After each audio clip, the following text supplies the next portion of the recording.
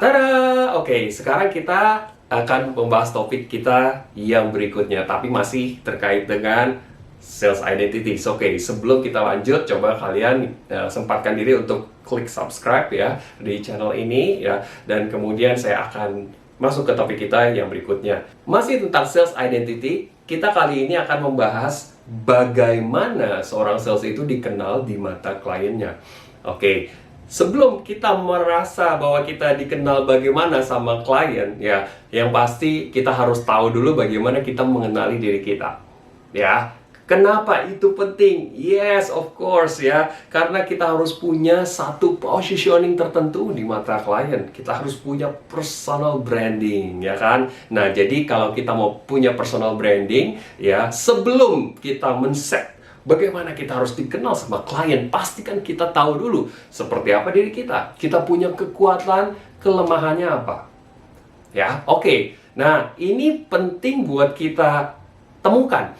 Mulai dari mana caranya? Oke, kita bisa mulai dengan kepribadian kita. Secara umum, kalau teman-teman bisa browsing, ada namanya model yang namanya DISC atau dominan, intim, stabil, cermat. Biasanya di Indonesia kan dengan kalimat seperti ini ya, dominan, intim, stabil, cermat. Nah, tipe dominan sudah pasti adalah orang yang memang lebih punya leadership, punya arah, punya vision ya. Tipe intim ini orang yang lebih fun ya, lebih punya banyak network ya, lebih easy going. Tipe cermat adalah tipe yang lebih based on data ya, tipe yang sangat kritis, tipe yang detail ya. Dan kemudian ada orang stabil. Orang stabil adalah orang yang cenderung easy going ya, ya follower lah ya, mengikuti saja crowd kemana, lebih tenang, lebih santai ya, dan tidak terlalu punya arah dan tujuan yang kuat sekali.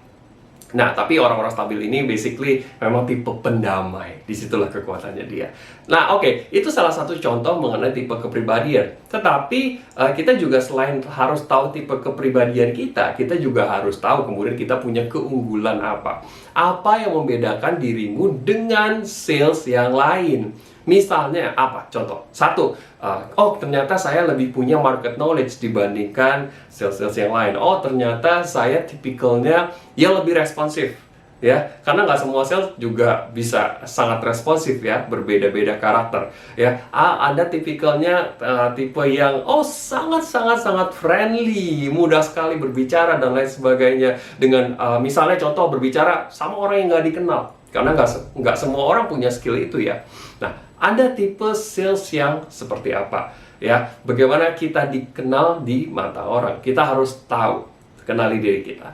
Ya, atau mungkin kita punya skill tertentu.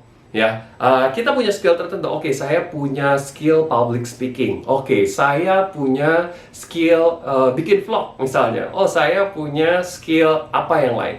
Nah, itu bisa kita jadikan satu identitas yang melekat ke diri kita. Ya, kalau memang kita masih mau mempelajari satu skill tertentu terkait bagaimana kita menjual dengan lebih baik, bagaimana personal branding kita, pelajarilah itu. Cari infonya, kuasai, sehingga itu juga menjadi identitasmu. Nah, itu penting sekali.